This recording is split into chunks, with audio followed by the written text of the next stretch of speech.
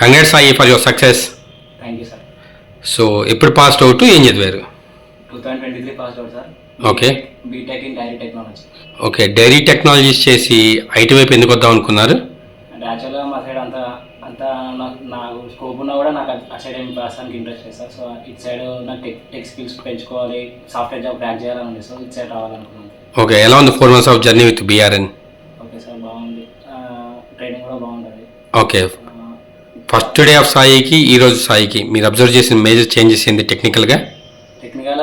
Coding అసలు అంటే నాకు అంత క్రాక్ చేయాలి అట్లానే లేదు సార్ ఇప్పుడు. అంటే అంతకుముందు స్టార్టింగ్లో ఇప్పుడు చేసిన తర్వాత క్రాక్ చేస్తా అని నాకు కొంచెం హార్డ్ ఫీలింగ్ వచ్చింది. ప్లస్ క్రాక్ చేసిన.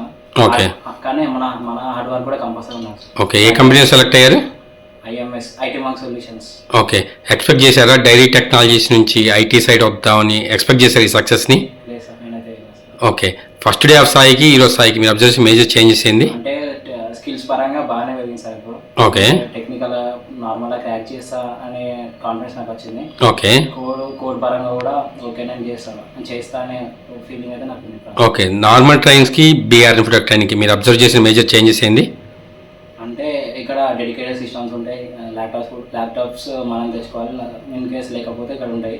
ఓకే, మనం ఇక్కడ ప్రాక్టీస్ చేసుకోవచ్చు. ఎన్ని అవర్స్ అన్నా కూడా ప్రాక్టీస్ చేసుకోవచ్చు. ఓకే, క్లాస్ అయిపోయిన తర్వాత కూడా ప్రాక్టీస్ చేసుకోవచ్చు.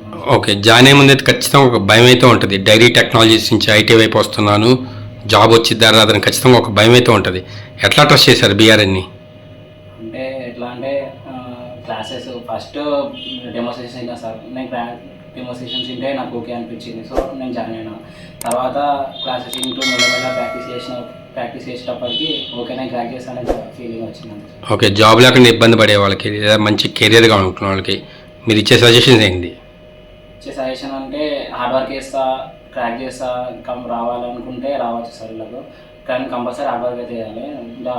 కోర్స్ అయిపోయిన తర్వాత జాబ్ వస్తుంది అని అయిపోయింది అని అసలు అట్లా అనుకోవద్దు. కంపల్సరీ క్లాసెస్ అయిపోయినాక ప్రాక్టీస్ చేసుకుంటే ఏదైనా క్రాక్ చేస్తారు. ఓకే, చాలా సక్సెస్ వీడియోస్ యూట్యూబ్లో చూస్తుంటారు. ఇప్పుడు మీ సక్సెస్ వీడియో కూడా యూట్యూబ్లో రాబోతుంది.